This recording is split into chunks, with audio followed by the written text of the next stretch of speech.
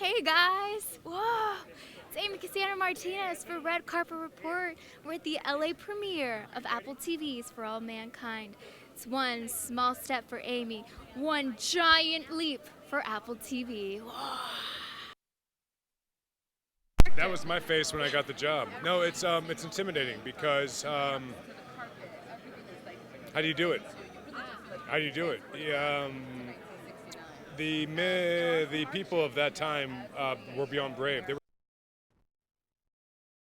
But the point is, suck it up, put the shoes on, and make it happen. And I was fascinated by. I went through the Challenger experience when I was growing up, watching that in my school when I was younger, and I remember how much that engaged me into the whole NASA program.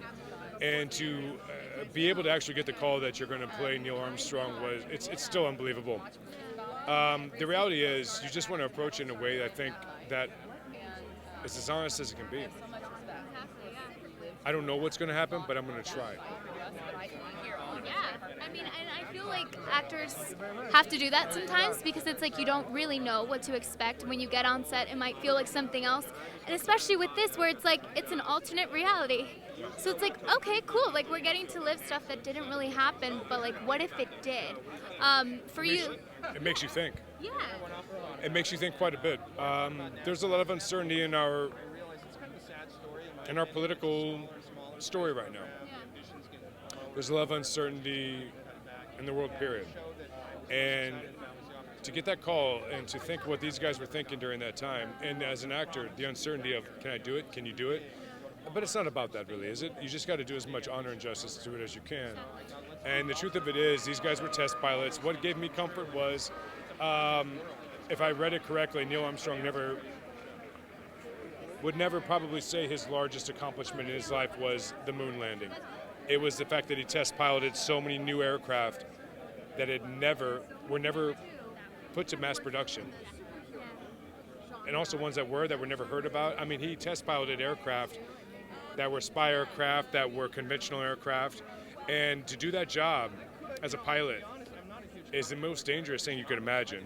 I mean, with NASA, from some things I read, at least they had the homework of all of this large membrane of scientists to get behind them and say, we think we have the numbers right. We're going to get this right. But he didn't know that. Yeah. But he had that backbone. He had that support. Other times when you fly other test planes, you don't. Enormously brave people. Enormously brave people.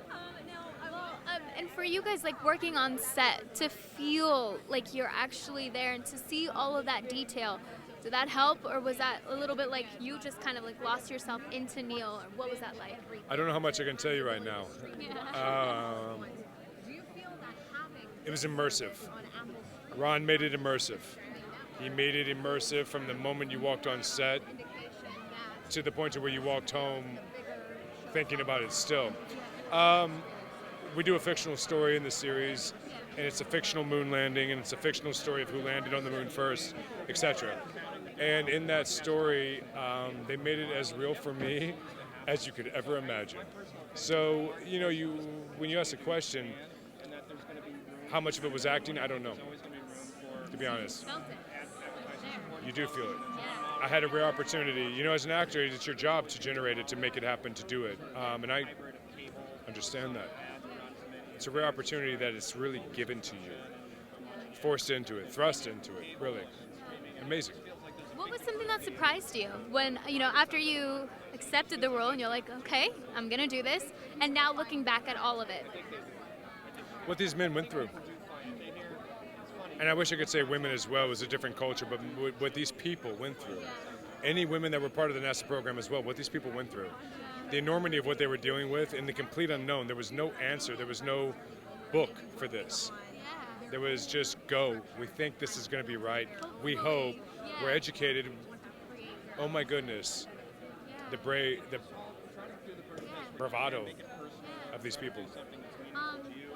Final question, a little bit more lighthearted. If you were to go to space right now, let's say like tomorrow, we're like, hey, pack your bags. What are 3 things you would absolutely have to take?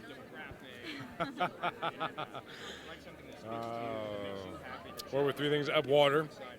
Water. I would love a bathroom option because I got to experience that there is no bathroom option. There was, but no, water, pictures.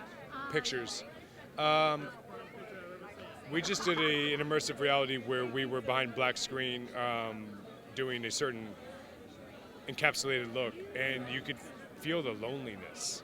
You could feel how amazing it was in one part, but also how detached and how terrifying it was on the other hand.